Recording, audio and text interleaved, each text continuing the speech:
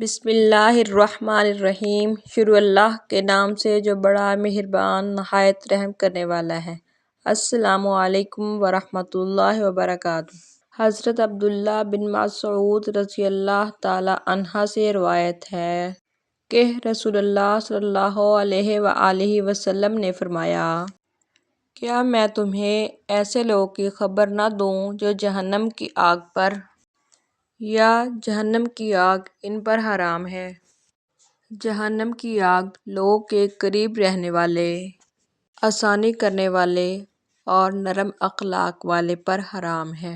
حضرت ابن عباس رضی اللہ تعالی عنہ نے کہا، رسول اللہ صلی اللہ علیہ وآلہ وسلم نے مدینہ میں مقیم ہوتے ہوئے بغیر کسی خوف یا بارش کے ظہر و عصر کی اور مغرب و عشاء کی نمازیں جمع کر کے پڑھیں۔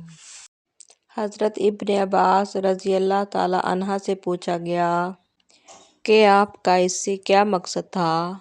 انہوں نے کہا، یہی کہ میری امت کو مشقت نہ ہو۔